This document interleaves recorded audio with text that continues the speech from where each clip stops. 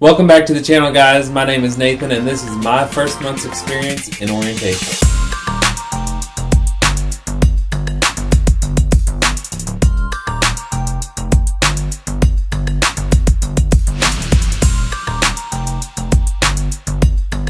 Alrighty guys, welcome back to the channel. My name is Nathan and the videos that you're going to find here on my brand new YouTube channel are going to be about nursing school, and everything related to the healthcare field. So if that interests you, I urge you to please consider subscribing. So this video, I kind of want to break this up into different portions of my orientation process. So I am actually on orientation for 16 weeks, so for 4 months in the ICU.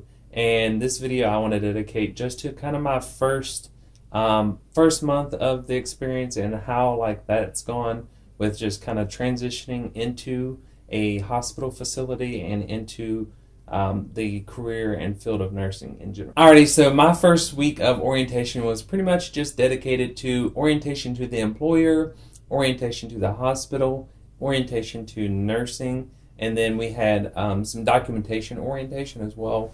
So to learn how we document on the particular software that we use to do our medical charting. So my first week basically was just kind of like a bunch of classes, to be honest. It was a bunch of just sitting and listening to people lecture, and it really wasn't much to do with nursing except for the general nursing orientation. That was pretty much all about nursing. That was a lot to do with like glucometers and restraints and just different stuff like that we got to do hands-on, but we also lectured there too. So after the first week of orientation, I had a whole entire week where I did nothing but take tests online at home. And so whenever I was actually interviewing for this position, my manager had told me that you'd feel like you're still in nursing school after you started working here, and that's never been more true. So actually the entire first month or two, I believe we actually have a lot of online classes that we have to take and tests that we have to pass, in addition to working at the hospital as well. So in addition to my work at the hospital, usually I'll do 2 or 3 days a week at the facility on the floor taking care of a patient. But then also in addition to that, I'll do another 1 or 2 days of classes online, either at home or at some other remote facility. So the classes that I'm taking at home or at a satellite office is a lot of classes that are specific to ICU, and then a lot of them that are specific to a neuro ICU. So the classes that I'll be doing are related to the NIH stroke scale and neuro checks and CRRT and a bunch of other stuff that's related to the ICU and what ICU nurses are expected to know before they hit the floor. So I actually was employed and working for about 3 weeks before I even ever hit the nursing unit. I had never been there except for when I went for my interview, and that was 2 or 3 months prior. And so I was actually really nervous to start working because I really hadn't touched a patient or been on the floor doing direct patient care since my last semester of nursing school, and we stopped doing clinicals about 3 weeks before the end of the semester. So I actually hadn't touched a patient for about 3 months. So it was kind of difficult and intimidating for me to think through everything that I needed to get done and prioritize what tasks needed to be done first and when, in order to keep that patient safe and keep them on their journey to getting better. So in my first week on the floor, I actually started off with one of my nursing care technicians.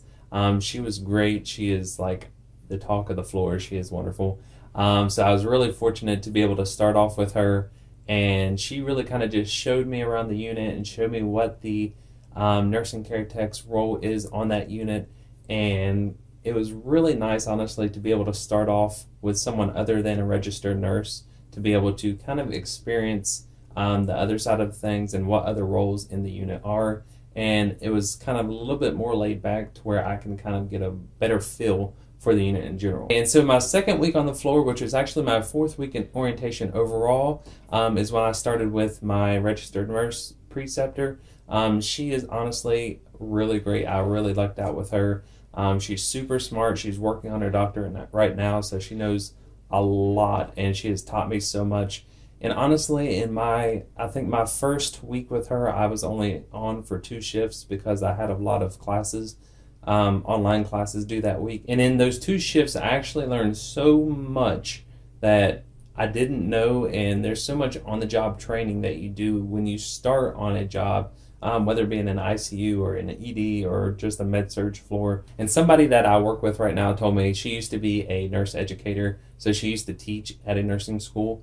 She told me that she would always tell her students that you never actually start learning anything about nursing until after you graduate and you start a job. And that's kind of has some validity to it. I mean, in nursing school, you learn the base knowledge and you learn the disease processes and what to look for, and you learn lab values and medications, and all of that stuff. And that's really important. That's your foundation to your career in nursing. But you learn so much more after you get out of nursing school and into your job. Even in my last semester of nursing school, in my practicum, I really didn't have that much autonomy and that much room to be able to learn a lot on my own, because I didn't really have access to the medication Pyxis, and I didn't really have access to be able to do labs and that kind of stuff. So that was a good experience, but it wasn't really full autonomy to where I could learn on my own. And now that I'm in my career and in my job, I have a lot more autonomy to where I can actually do things and figure things out on my own. And then I always have my preceptor there too to teach me and to refer back to if I have questions about something that I don't know or I can't find the answer for myself. Alrighty guys, so I'm going to wrap it up right there with my first month's experience on my new job as a brand new registered nurse. So stay tuned for part 2, 3, and 4. I'm going to make this into a 4-part since I'm on orientation for 4 months. I want to put 4 parts and break it down month by month of how I'm doing and how I'm progressing towards being more independent and progressing towards finishing my orientation. Right now, at the current time of filming, I'm going into my 3rd month of orientation, so stay tuned for part 2, probably next week, but I might have a different topic.